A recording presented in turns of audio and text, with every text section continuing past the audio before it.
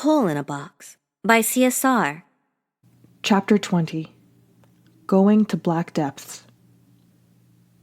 Darlene and Jarvis held Marla's hand as they bravely walked through the black depths. They were ready to face Kristen, or at least Marla was. The other two were just ready to protect her.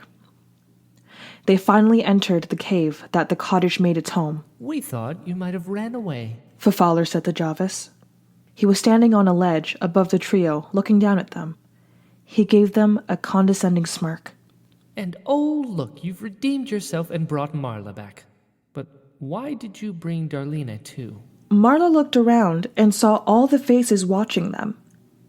Daryl was floating about in the lake. Charla sat on a ledge, and Malsum stood on the roof of the cottage. Charla's soft voice answered Fowler's question. Because he's not here to bring Marla to Kristen, is he? Stay close, Darlene whispered into Marla's ear. Marla. A haunting voice called out from the darkness, shaking the room. A giant man, who was so massive his head was touching the ceiling of the wide cave, came creeping out of the depths of the blackness, lying in wait, deep in the corner. He was of a tan complexion and had short, dark brown hair that hung down right above his chin. He reeked of blood and death and had an uneasy aura about him. His mouth was wide, making his grin reach from ear to ear. So you came. Splendid. Jarvis was right. I can smell that you are more than meets the eye. You're very special, and I bet that you are oh so delicious. We didn't come so you could eat her. Eat her? That would be a waste. How many times do you come across such a rare jewel? Even I wouldn't dare to play with those chances.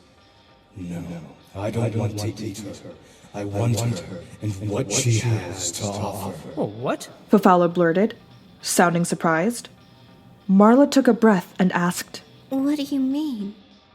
What do you want from me? What could I possibly have to offer you?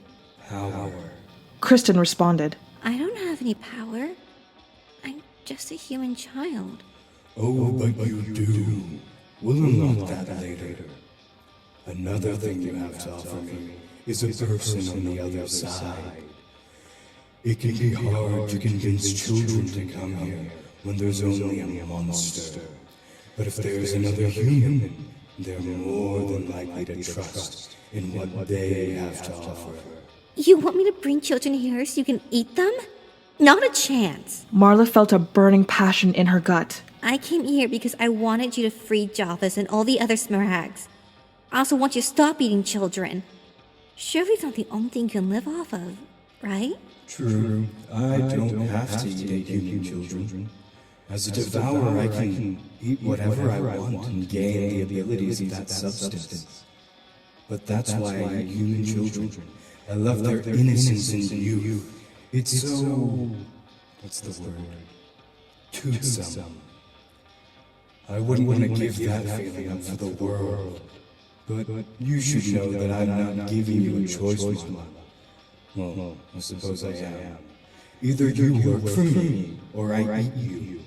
No negotiations, no letting Jarvis go. We're playing by my terms.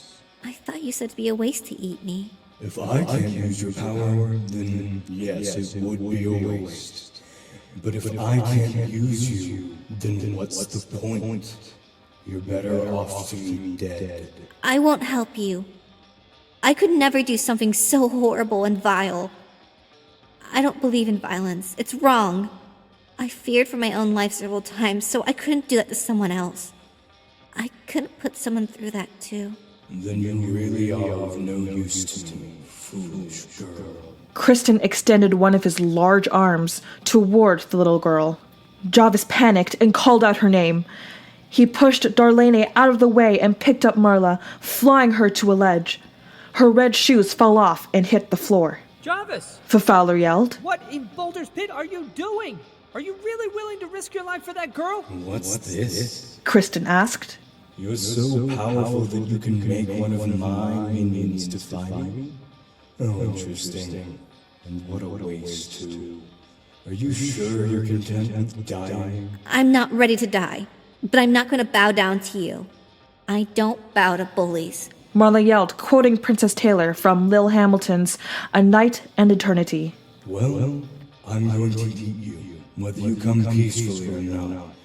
And as for you... Kristen turned towards Jarvis. I don't like being betrayed. Jarvis! Marla clung to his side to check on him. That should teach you. Now, I'll ask once more, but only once. Your death or staying by my side?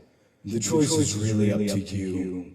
Oh, and since you wanted me to free Jarvis so badly, I could kill him for you. Then he'd be free. He'd be dead, just like you. But he would definitely be free. What do you say to that? Do you still not want to help me? Marla started tearing up. Crying? That's not going to help you. He started to sound annoyed.